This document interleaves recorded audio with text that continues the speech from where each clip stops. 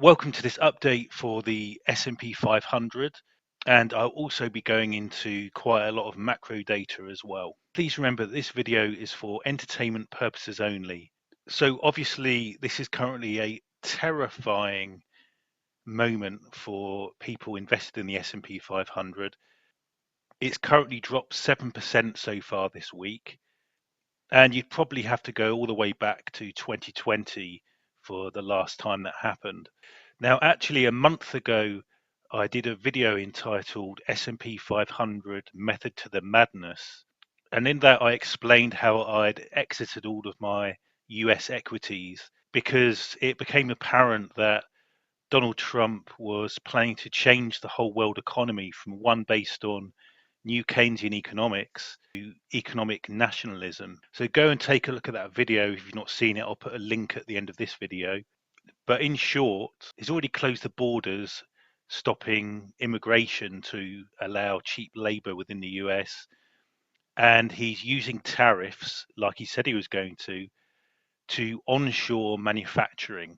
So rather than using cheap labor in other countries, he wants to try and onshore that. And eventually, they'll be replacing all this cheap labor, be it onshore or offshore, using AI robots. As I explained in that video, though, this is going to be like a 10-year project to achieve. And he's obviously already done the borders thing. Now I can put this green because they've initiated the tariffs. But obviously, they've got to get through a couple of election cycles to get everything put in place to achieve economic nationalism.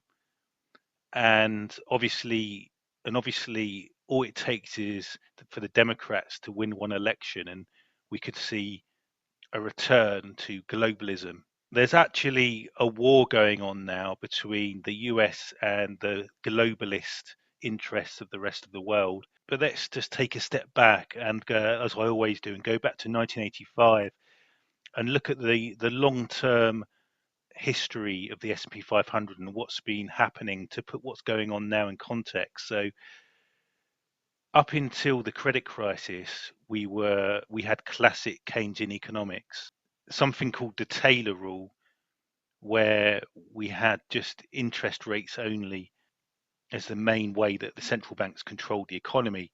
But we used to get these classic boom and bust cycles. Then after the credit crisis, we embarked on new Keynesian economics where money printing or quantitative easing was used to help control the economy. And as you can see, generally the S&P 500 and equities, they increased at a higher pace.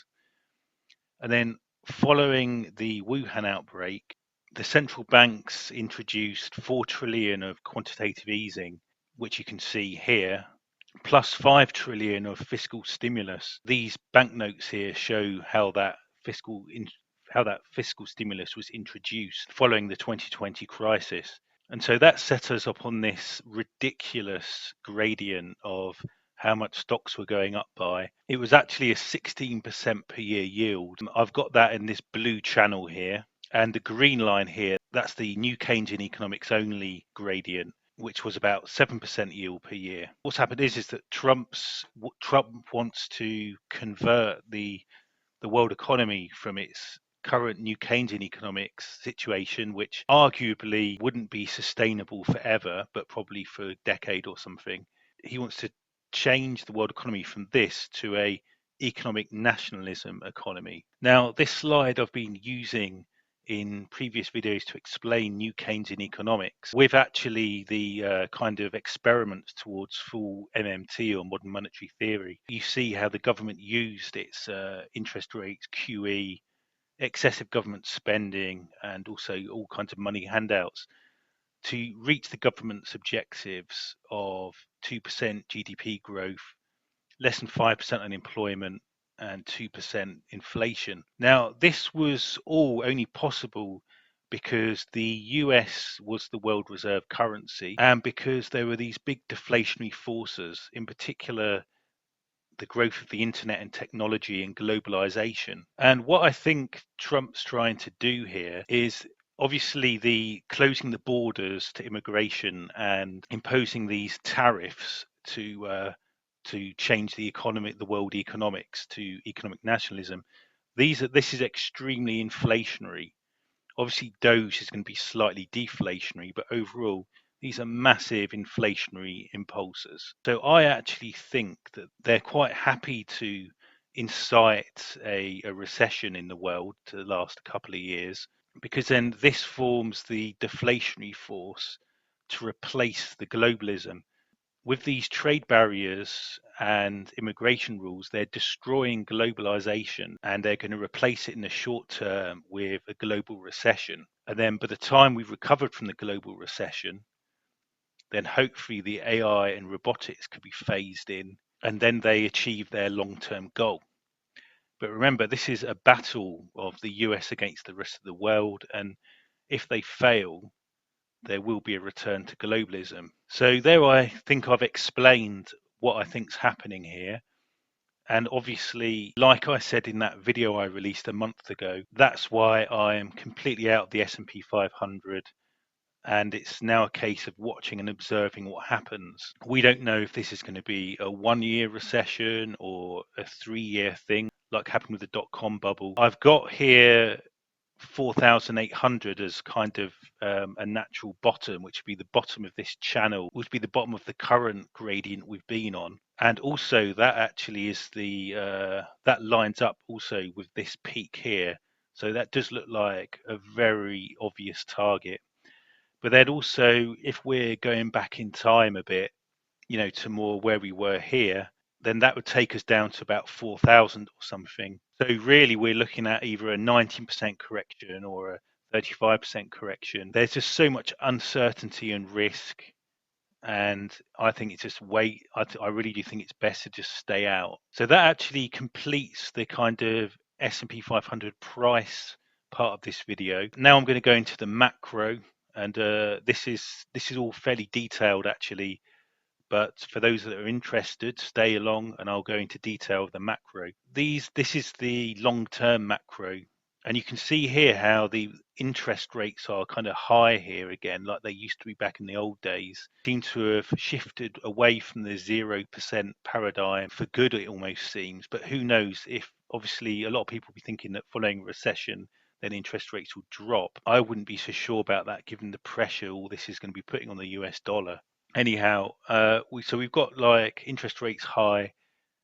The orange line is inflation. You see that inflation is still kind of doggedly high on the high side. And then GDP growth now is looking really nasty. Now, the last actual reading we had, which was and obviously remember, this is all backwards looking, a lot of this stuff, had GDP at 2.3%. So obviously, the last one of these updates I did, the US economy was doing amazing. See that following Trump's recent announcements, the actual current estimates have dropped, according to the Atlanta Fed anyway, horrendously down to 3%. The blue chip consensus is still around, actually varies from 1 to 2%. But when we look at the Atlanta Fed, and I use a combination of both, we do see a sudden shock in GDP growth, which you'd kind of expect given what's been going on. So obviously on my dashboard here, though all the latest data points are kind of great, apart from one, the one data point, which is a current one, which is the real GDP estimate, points us in recession territory.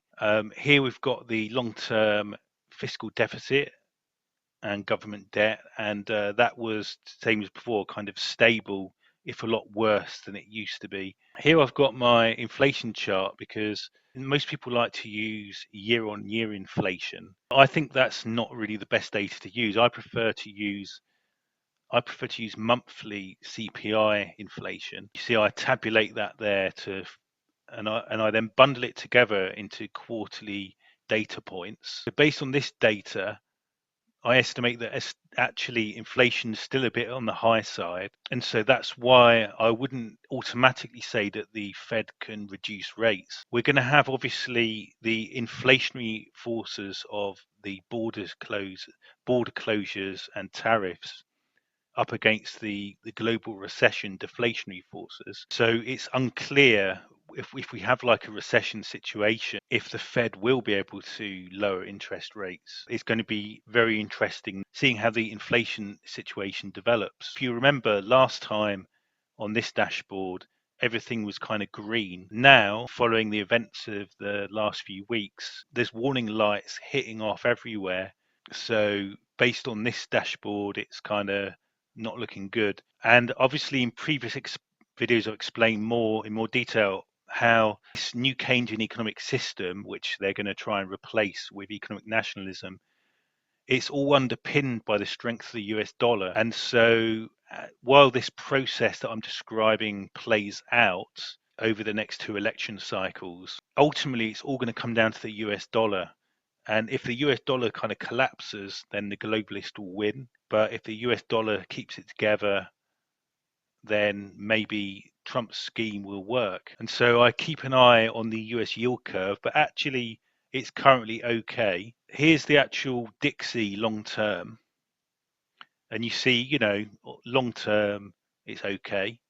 Zooming in, and we actually see that this week we've seen the dollar rally hard. And I kind of interpret that as, yep, we're entering into a recession. As per normal, you see the US dollar rallying hard. But then in the longer term, I've actually got this channel drawn, and I'm going to be seeing what happens to the US dollar, because this is something to watch to see if we do get a kind of US dollar crisis eventually. But obviously, at the moment, everyone's selling US equities and selling everything else, and so that creates a massive demand for the US dollar, explaining why it's rallying at the moment. Here's just my raw data updates for anyone who wants to screenshot that. If you go onto my Twitter, I'll make these available on there. Here's a chart I do of some of the main indicators. Through money printing and low interest rates, they were able to boost GDP, and they saw the S&P 500 go up. There's not much more to say really, but there's the data. Here's the US fiscal deficit. When you look at that, we see that actually this year so far, obviously the Doge thing has only just started, and you see that we do seem to be just the US seems to be forever more in debt.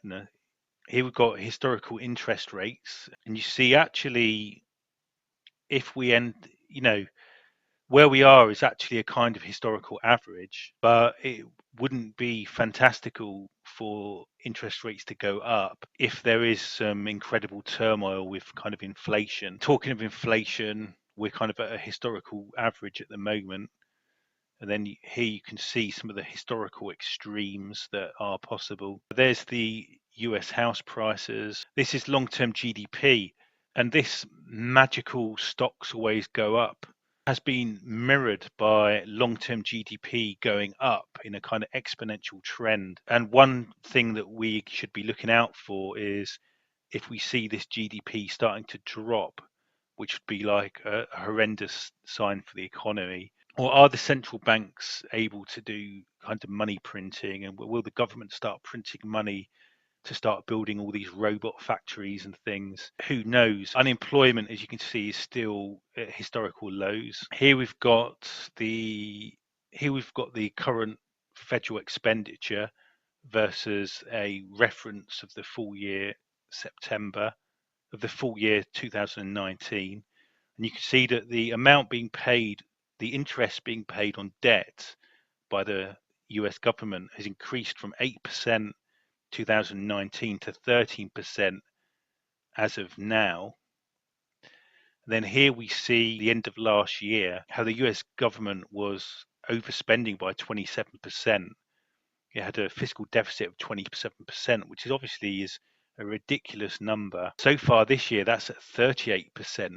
The one argument that the Republicans have at the moment, in the face of the market chaos, one argument they've got going for them is that the federal deficit appears to be getting out of control. If it's as of February of this year, 38% deficit. So maybe this magical economic system that had stocks for the baby boomers going up always wasn't sustainable. Of course, they're only going to succeed in this project if the US dollar holds out. So that's why I'm keeping a keen eye on US Treasury yields. Here's the 10-year yields.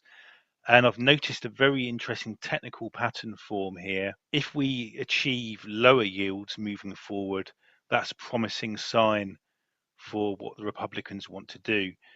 If we see the price break above here, then things start looking a bit dicey, and above like a 8% crisis level, you could see the whole project come crashing down.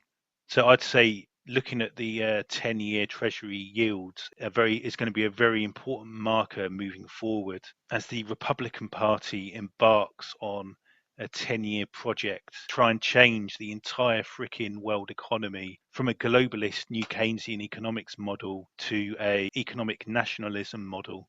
So that completes this video, and I hope you found it useful. Remember, this is for entertainment purposes only, and see you at the next video. I do videos like this one just for fun as a hobby. It's for entertainment purposes only. Always consult a qualified financial advisor before making any investment decision.